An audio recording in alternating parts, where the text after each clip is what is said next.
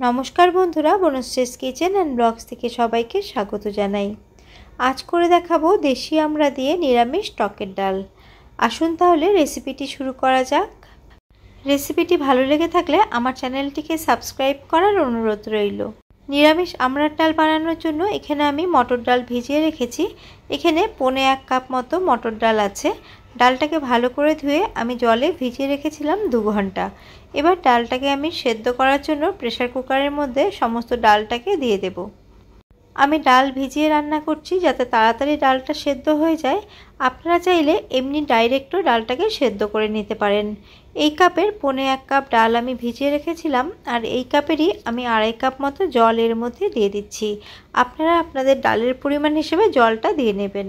দিয়ে দিলাম হাফ চা চামচ নুন পরে আরও লাগবে, আমি পরে চেক করে আবারও দেব। আর এখানে আমি দিয়ে দিলাম পরিমাণ মতো বা 1/4 চা চামচ হলুদ গুঁড়ো। এবার ঢাকাটাকে আমি লাগিয়ে আমি প্রেসার কুকারটাকে আমি গ্যাসের মধ্যে বসিয়ে দেব।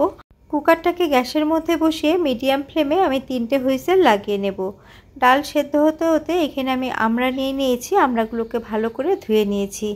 এবার আমড়ার ওপরে যে একটা পাতলা একটা আস্তরণ বা পাতলা খোসা থাকে সেটাকে ছাড়িয়ে নেব।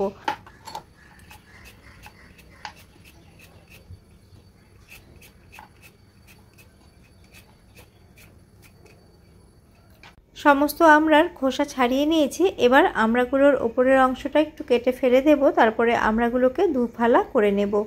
আমি এখানে 2 ফালা করে নিচ্ছি। আপনারা চাইলে আমড়াগুলোকে কিন্তু গোটা গোটাও রান্না করতে পারেন। আমড়াগুলো একদম কচি, তার জন্য 2 ভাগ করে নিতে একদমই অসুবিধে হয়নি। সমস্ত আমড়াগুলোকে আমি কেটে নিয়েছি। এবার আমি চলে যাব নেক্সট স্টেপে। আর এইদিকে ডালও কিন্তু সেদ্ধ হয়ে গেছে। 3টে হুইসেল লাগানোর পরে প্রেসার কুকারটাকে আমি সাইডে নামিয়ে রেখেছিলাম। আর এখন কিন্তু প্রেসার কুকারটা ঠান্ডা হয়ে গেছে। প্রেসার কুকার খুললাম আর এখন আমি দেখিয়ে দিচ্ছি ডালটা কতটা সেদ্ধ হয়েছে। ডাল ভিজিয়ে রেখেছিলাম, তার জন্য মিডিয়াম ফ্লেমে ডালগুলোকে আমি 3টে হুইসেল লাগিয়ে নিয়েছিলাম। আর দেখুন ডাল কিন্তু ভালো করে সেদ্ধ হয়ে গেছে, কিন্তু একদমই গলে যায়নি। আপনারা যদি ডাল ভিজিয়ে না রাখেন তাহলে কিন্তু আপনারা আপনাদের ডাল বুঝে হুইসেল লাগিয়ে নেবেন। এবার একটা ডালের কাঁটা নিয়ে আমি ডালটাকে একটু ভালো করে ঘুটে দিচ্ছি। এইভাবে যদি একটু ঘুটে রান্না করা যায় তাহলে কিন্তু ডালের টেক্সচারটাও ভালো হয় আর ঘনত্বটাও ঠিক হয়।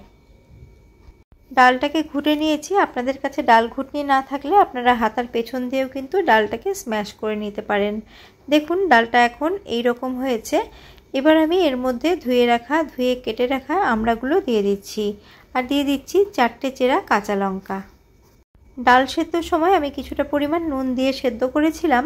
এখন চেক করেছি নুন কিছুটা কম আছে, তার জন্য আমি আরেকটু নুন দিয়ে দেব। তার আগে আরেকটুখানি আমি হলুদ গুঁড়োও দিয়ে দিলাম, আর পরিমাণ মতো নুন দিয়ে দিলাম। দিয়ে সমস্তটা ভালো করে আমি মিশিয়ে নিচ্ছি। এবার এই প্রেসার কুকারটাকে আমি আবারও গ্যাসের মধ্যে বসিয়ে দিয়েছি এবং ফ্লেমটাকে হাই করে দিচ্ছি যাতে তাড়াতাড়ি ফুটে ওঠে। প্রেসার কুকারের ঢাকনাটা দিয়ে কিছুটা ফাঁকা রেখে আমি এইভাবে ঢাকা চাপা দিয়ে দিলাম, তাতে ডালটা তাড়াতাড়ি ফুটতে শুরু করবে। 3 থেকে 4 মিনিটের মধ্যে কিন্তু আমড়া সেদ্ধ হয়ে যাবে, আর আমড়া সেদ্ধ হতে একদমই বেশি সময় লাগে না। 3 মিনিট পর আমি ফিরে এসেছি। এখন আমি চেক করে নিচ্ছি আমড়া সেদ্ধ হয়েছে কিনা। দেখুন আমড়া কত ভালো করে সেদ্ধ হয়ে গেছে। হাই ফ্লেম করে আরও 3 থেকে 4 মিনিট ডালটাকে ফুটিয়েছি, তার জন্য ডালটা কিন্তু অনেকটাই ঘন হয়ে গেছে। আর টক ডাল কিন্তু ঘন মোটেই ভালো লাগে না। এবার আমি এর মধ্যে মিশিয়ে দিচ্ছি গরম জল। আমি একটা পাত্রের মধ্যে জল ফুটিয়ে নিয়েছিলাম, সেই জলটাই দিলাম। আর ডালে বা ঝোলে সবসময় কিন্তু এইভাবে ফোটানো গরম জলেরই ব্যবহার করার চেষ্টা করবেন। ডালটাকে পাতলা করার জন্য আরও 1 কাপের মতো গরম জল আমি এখানে দিয়েছি। দিয়ে সমস্তটা ভালো করে আবারও মিশিয়ে নিচ্ছি। আবারও ডালটা ফুটতে শুরু করেছে। এখন আমি প্রেসার কুকারটাকে সাইডে সরিয়ে রাখবো। প্রেসার কুকারটাকে নামিয়ে রেখে ওই গ্যাসের মধ্যেই একটা কড়া বসিয়ে দেব।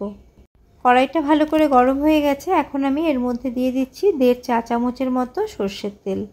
তেল ভালো করে গরম হয়ে গেছে। এখন আমি 2টো ফাটিয়ে নেওয়া শুকনো লঙ্কা তেলের মধ্যে দিয়ে কয়েক সেকেন্ড একটু নাড়াচাড়া করে নিচ্ছি। লঙ্কার কালারটা হালকা চেঞ্জ হয়েছে। এখন আমি একটা তেজপাতা ছিঁড়ে দিলাম। আবারও কয়েক সেকেন্ড ফোড়নটাকে আমি একটুখানি ভেজে নিচ্ছি। এবার তেলের মধ্যে ফোড়ন হিসেবে দিয়ে দিচ্ছি হাফ চামচের থেকে সামান্য কম কালো জিরে, আর দিয়ে দিচ্ছি 1/4 চা চামচ কালো সর্ষে।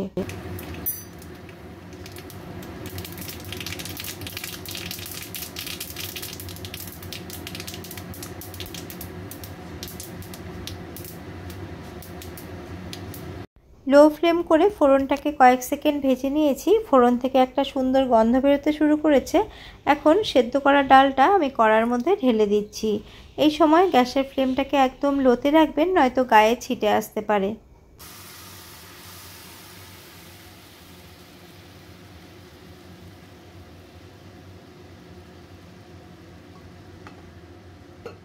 সমস্তটাকে ভালো করে মিশিয়ে নিচ্ছি।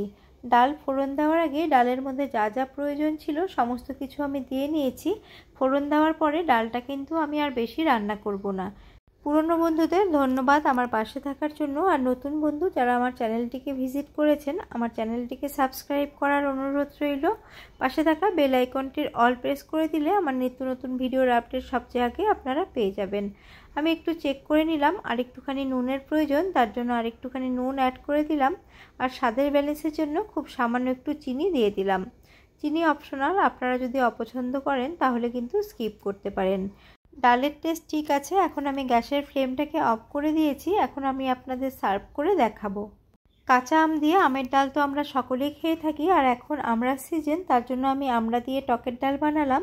আর রেসিপিটি আপনাদের কেমন লাগলো কমেন্ট করে জানাবেন।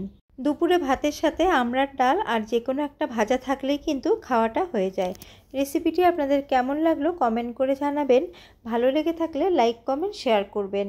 আবারও আমি হাজির হয়ে যাব অন্য কোনো রেসিপি নিয়ে বা ব্লগস নিয়ে। আজ এই পর্যন্তই, নমস্কার।